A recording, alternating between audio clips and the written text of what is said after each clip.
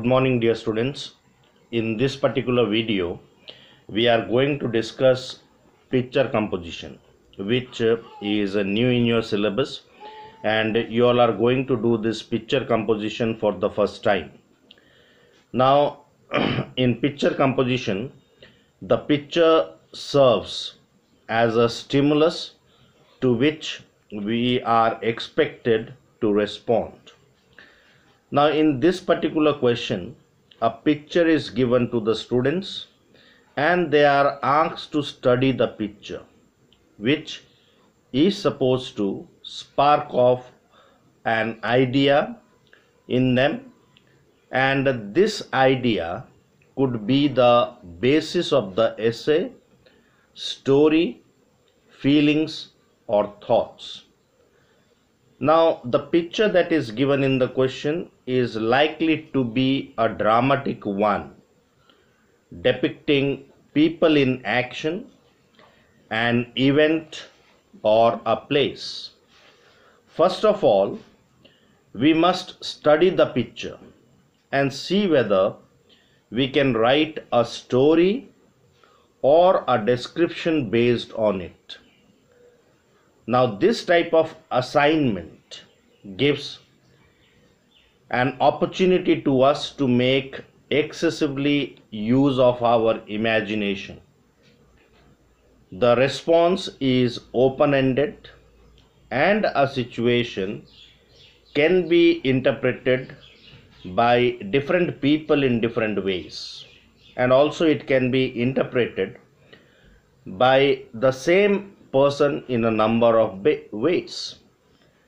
Now, if you see the question that is set by the council in picture composition, it is clearly stated that your composition may be directly about the subject of the picture or may take suggestions from it. But there must be some clear connection between the picture and the composition. So that means what? We can write on the basis of that picture, we can write a story, a description, or an account of what the picture suggests to us.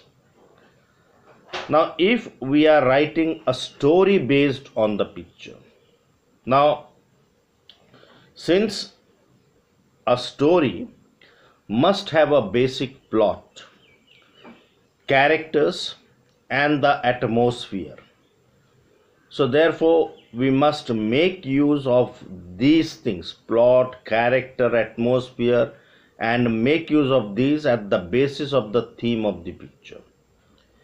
Now, in order to appeal to the reader's imagination, we have to show that we are one of the characters in the picture. We can show our interaction with the others, which will ultimately lead to the climax and the resolution of the story. Now, suppose if you are writing a description on the basis of that picture. Now, mere description of the picture is not accepted. You are not supposed to merely write a description of the picture. Instead, we must pay attention to the details, such as the facial expression of the person shown in the picture, the gesture, their clothes, the posture in which they are standing or sitting. So all those things should be given attention.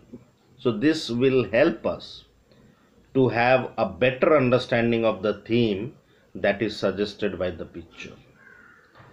Now, we begin our description by concentrating on the details given on the picture and then widen the focus into a broader view. Now, we try to establish interesting connections between the details that are chosen by us and the picture as a whole. Now, we can also write, we can study the picture and we can give an account of our thoughts and feelings that is aroused by that picture. in such a composition, there must be an introduction. Okay, so the introduction means you discuss the picture and the immediate effect of the picture on you.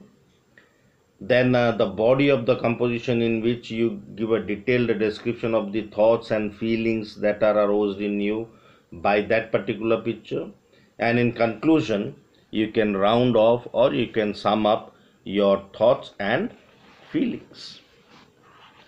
Now, any composition. Now, what is basically a composition? A composition is an original piece of continuous writing or continuous writing on a particular theme or subject that is usually in prose. Now, a composition can be narrative, it can be analytical, speculative, or interpretative. Now, in your question paper, there is a number of compositions given.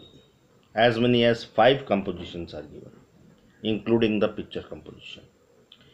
And we have to write a composition on any one of them.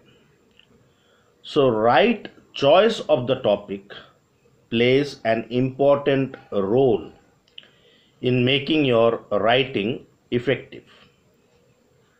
Now, a child must not choose a topic just because the caption is attractive. Don't go by the caption. And you should not choose a topic only because of the reason that the caption is attractive. So there are students who write different essays and who do justice to those compositions without having any practical or real life experience. So without having any foundation, they are able to write that essay. Why? Because they make use of their imaginative power. Now, while writing a composition, we must keep few things in our mind. That is language, grammar, arguments, and proper arrangement of thoughts and expression. Now, students generally tend to make use of flowery language, but do remember that a simple language with correct use of grammar and spelling is much preferred by the council. Now, you are allowed to quote, but those quotes should be given only at appropriate places, not excessively.